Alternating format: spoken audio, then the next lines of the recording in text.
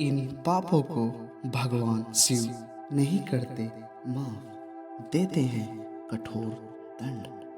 अगर आप चाहते हैं कि शिव आपसे खुश रहे और आप किसी भी हाल में उनके गुस्से का शिकार ना हो, तो जाने अनजाने ये पाप ना करें, क्योंकि इन पापों को भगवान शिव कभी माफ नहीं करते।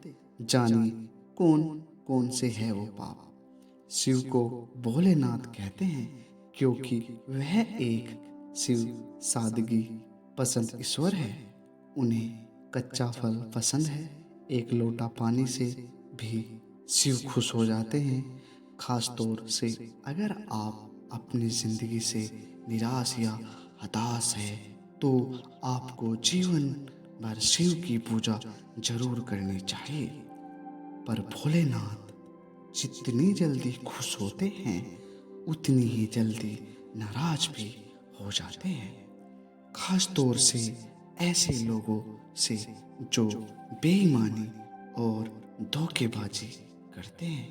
भगवान शिव हर व्यक्ति के मन की बात सुनते हैं। शायद यही वजह है कि आज 21वीं सदी में शिव की पूजा सबसे ज़्यादा लोग करते हैं। खास तौर से युवाओं के बीच शिव की काफी प्रचलित है।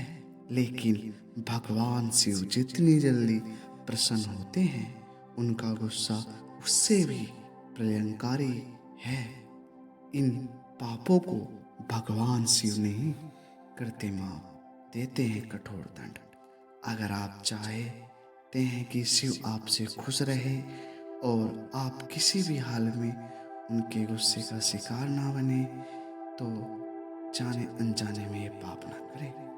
आपने सुना होगा कि ऊपर वाले से कुछ छुपा नहीं होता। यह तक कि आप अपने दिमाग में जो सोच रहे होते हैं, वह भी भगवान से छुपा नहीं है। इसीलिए भले ही बात और व्यवहार में आपने किसी को नुकसान ना पहुंचाया हो, लेकिन अगर मन में किसी के प्रति कोई दुर्भावना है या आपने किसी का अहित सोचा है, तो यह भी पाप की श्रेणी में आता है। शादी तोड़ने की कोशिश। भगवान शिव को ऐसे लोग बिल्कुल पसंद नहीं हैं जो अपने रिश्ते में ईमानदारी नहीं रखते। खास तौर से किसी दूसरे की शादीशुदा जिंदगी को तोड़ने की कोशिश करने से भोलेनाथ नाराज होते हैं और इस पाप को माफ नहीं करते।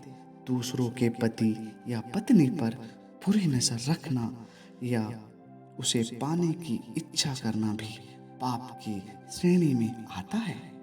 पैसों की धोखाबाजी, दूसरों का धन अपना बनाने की चाह रखने, पैसों की हेरा फेरी करना और धन संपत्ति लुटाना भी पाप की श्रेणी में आता है।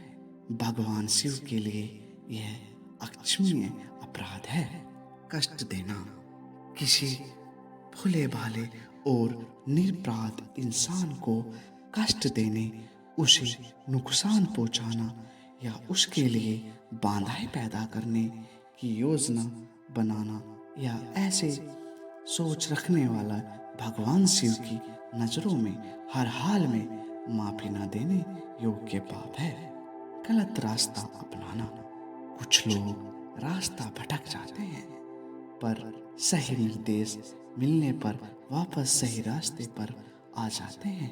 पर कुछ लोग ऐसा भी होते हैं जो सही सुझाव मिलने के बावजूद बुराई का साथ नहीं छोड़ते और बुरी राह को खुद चुनते हैं।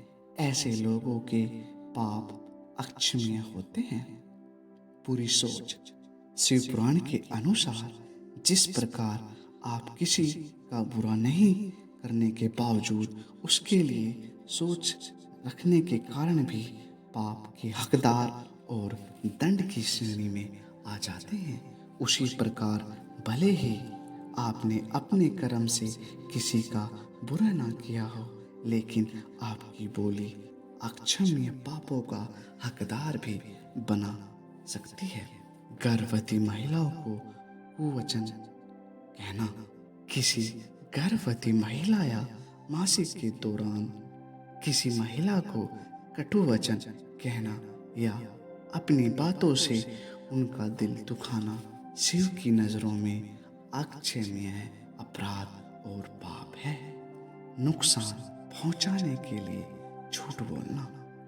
किसी के सामान को हानि पहुंचाने की नीयत से झूठ बोलना छल की श्रेणी में आता है। अक्षम्य पाप का भागीदारी बनता है। अफवाह फैलाना।